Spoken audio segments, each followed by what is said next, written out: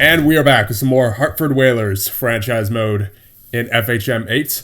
And of course, when we left off, we were about to begin a hopefully short rebuild because we are currently 21, 30, and 10, currently sitting outside the playoffs in a 21 league team where only 5 teams don't make the playoffs. So considering the level of all of our competition, I think we need to take that step to once again just build up the prospects a little bit, considering we have basically no prospects right now and a lot of our players are either in their prime or close to retirement. So I figured this needed to be done, and let's get right to it. So the first player we're trading is Andre Lacroix, 34 years of age.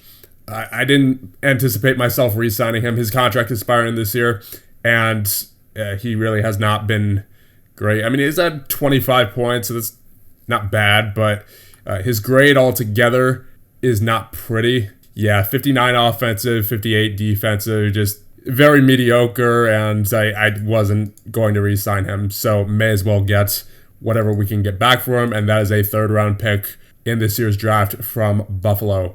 Offer trade, okay. So increase our offer a little.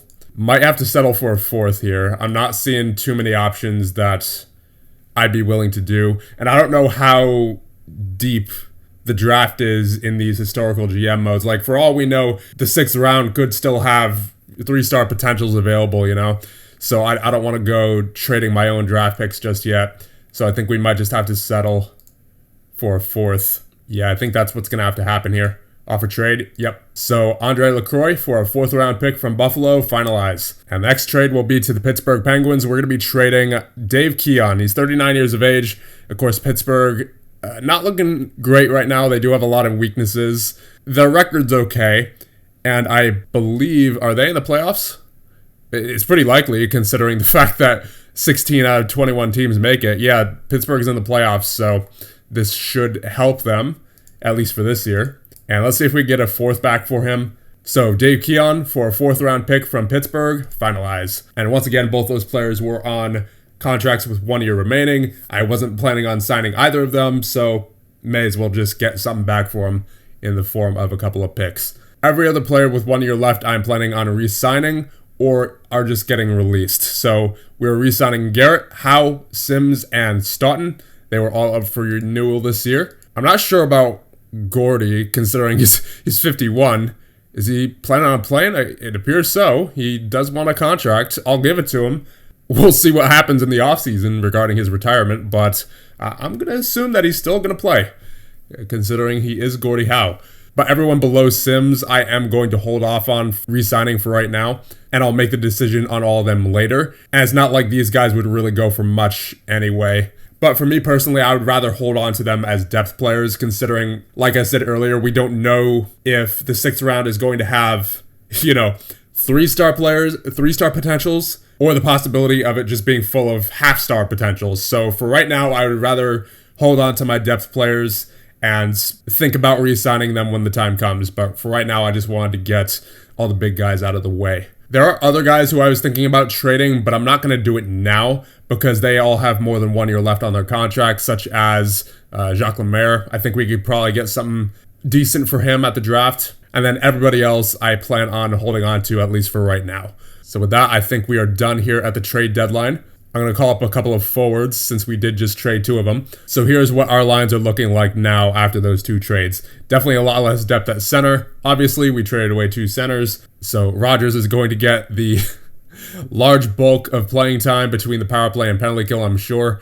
And like I said in the last one, we very well could have made that push to possibly make the playoffs. We're only 4 points behind the North Stars. But with the makeup of our roster, I just didn't feel comfortable taking that risk with how many old players we have and with how many players are in their prime or just coming out of it and how little prospects we have. It's not a recipe for long-term success to go ahead and trade away some of our younger players for more veterans who are undoubtedly going to drop soon. That's not what we need right now, especially not in a losing season. So I think we are done here at the trade deadline, and we are going to advance to the end of year number 1. All right, we need captains. Yeah, we traded away our second alternate. So I guess for right now, I'll make... You know what? may as well make Gordie Howe our second alternate. All right, now we will advance to the end of the regular season. Oh my goodness.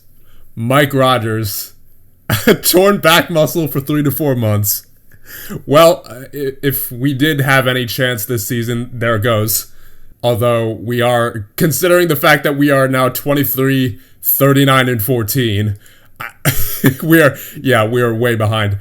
We are officially out, although that should come as no surprise considering the moves we just made. But it's all in preparation for the future, of course. Oh man, Mark Howe is injured now too. Yep, all the big guys getting injured this season. This is not a good team. Gordie Howe has reached 1,750 games played in the NHL. So we have finished the season 25, 41, and 14. Not pretty. Although to be fair, we weren't last. That was Detroit with only 55, last in the league was the Colorado Rockies, 16, 53, and 11 with 43 points. But we weren't last in our division, so that's, I guess, a silver lining.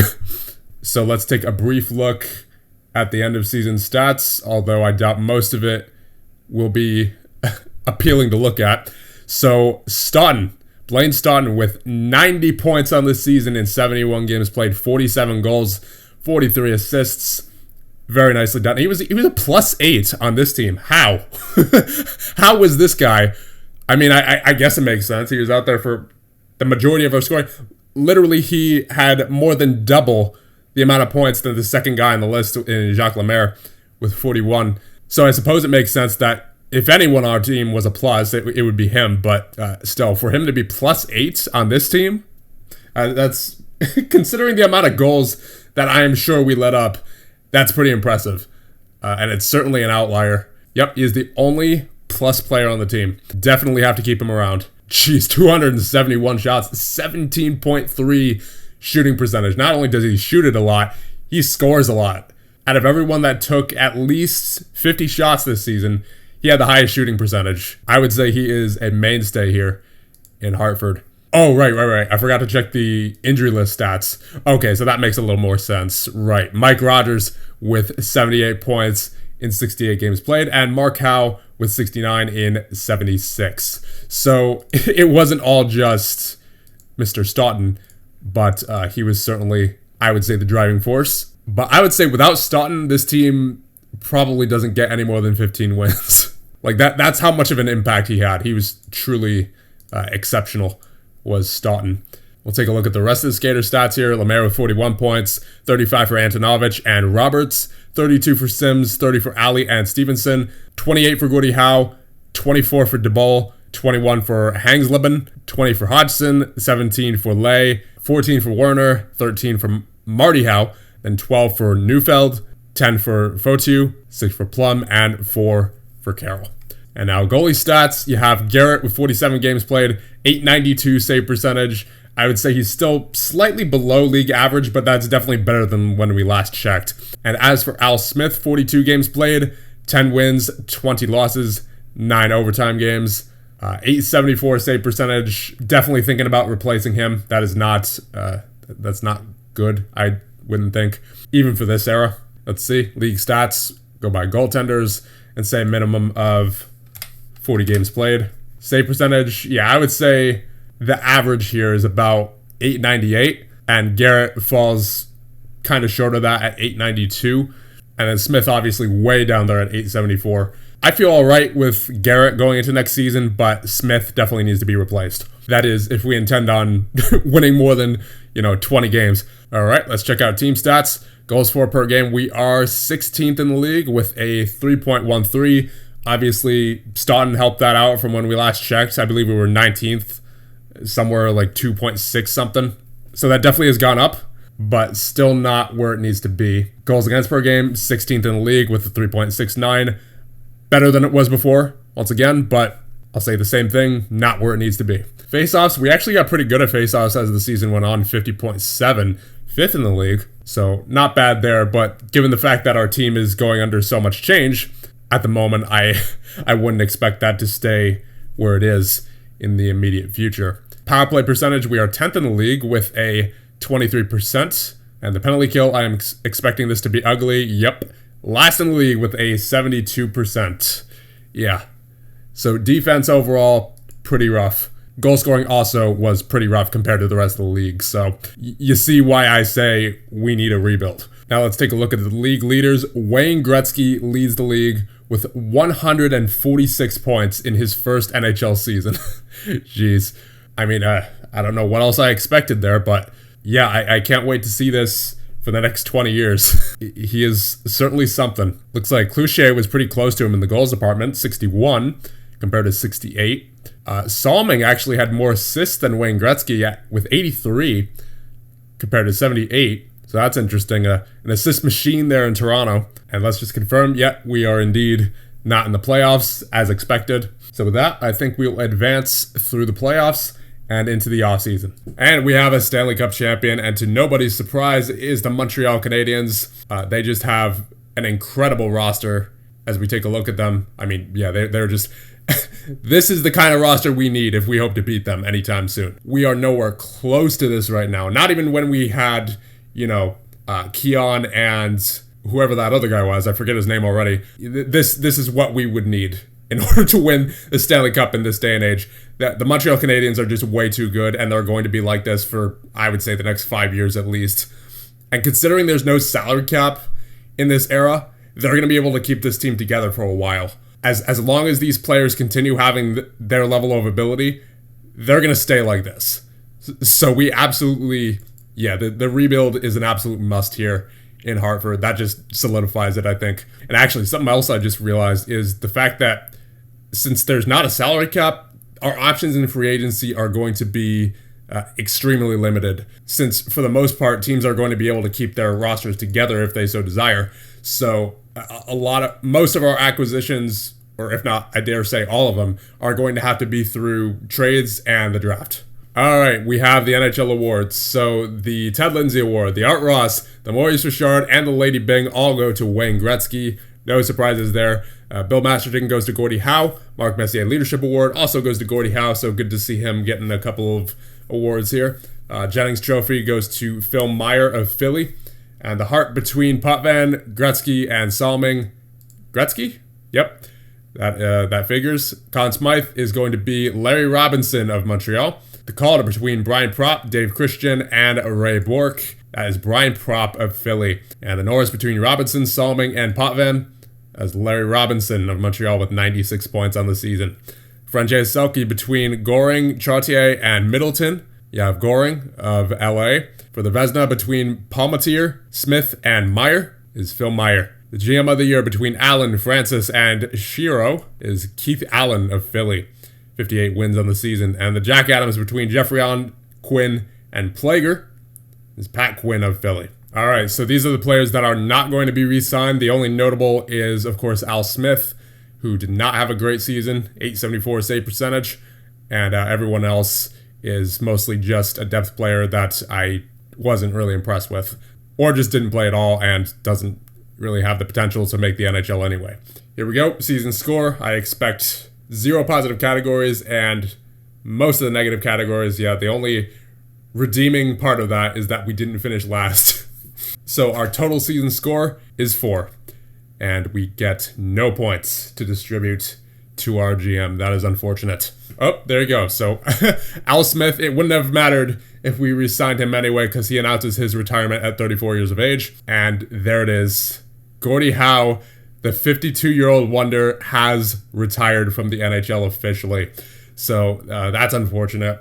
Would have liked to see him play out his career a little bit longer, but it's understandable at his age. What a career for Gordie Howe. Just wish it could have ended on a slightly better note for him. Although he did get to retire on the same team that his sons play on. So considering the fact that he already has a lot of championships under his belt, I'm sure that for him, I don't want to speak for him, but I'm sure that is the next best thing.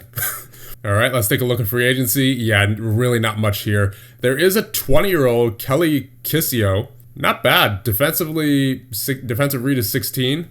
Never mind. He's an RFA. What's the rules on RFA in the 1980s? 130,000? How much is Mark Howman? He's only making 54,000. Staunton is making 105,000. So I I don't know. I don't feel comfortable giving a 20-year-old of that skill more than our best players are making, you know? And as good as he might be, he's got that 3-star potential. He's only got the 1.5-star ability right now, and he hasn't proved himself. And I don't know. He did have a phenomenal season there in the WHL, 160 points in 67 games. Let's see, does any team really have his rights? No, he's a free agent. No team has his rights, apparently. So, is he an RFA just of independent team? Is that a thing? Yeah, he's just an RFA of a minor league team. So, his rights aren't actually owned by any NHL team. He's just currently he's currently under contract with a minor league team. What about Matty Hagman here? He is also an RFA. However, that's just playing for Finland. I don't believe he is. Yeah, no, he doesn't have any NHL rights. So, how much would he want? Because he's looking pretty good offensively here. Potentially a good fit in the top 6. But if he asks for, too much, then I might have to reconsider that. So, let's see. Matty Hagman, what do you want? All right, that's not bad. $61,000 for 3 years. I will absolutely do that. Of course, we're going to have to offer him a little bit more to make sure he comes to us, as opposed to another team, but I'm still willing to do $71,000 here. And he's an actual NHL player, too. He's a 2-star ability. So it's not like I'm overpaying for someone who is not guaranteed to be an NHL player. He is who he is right now. He's a 2-star ability and a 2-star potential. He's not necessarily going to get any better, but the fact that he is definitely an NHL player, all while not asking for more than our best players, that is a good way for me to approach you. Jorgen Pettersson looks okay for 1.5-star ability. How much do you want? All right, that's not bad. We have a lot of money remaining.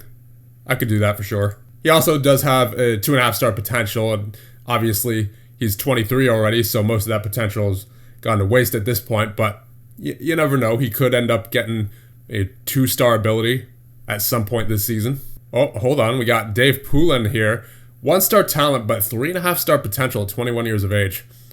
All right, if he doesn't want a whole lot of money, we could do that. All right, yeah, that's a definite yes from me. And it appears he is not under any rights either. So I'm guessing that RFA isn't actually a thing at this point in time. Because all the players that I've seen marked as RFA don't actually have any NHL team rights. I don't know. I'm not entirely sure on that, but that's my best guess as to what's going on there. So hopefully those 3 accept our offer. But before we advance to the draft, which appears to be on July 3rd, it doesn't look like there's any lottery system at this point in time.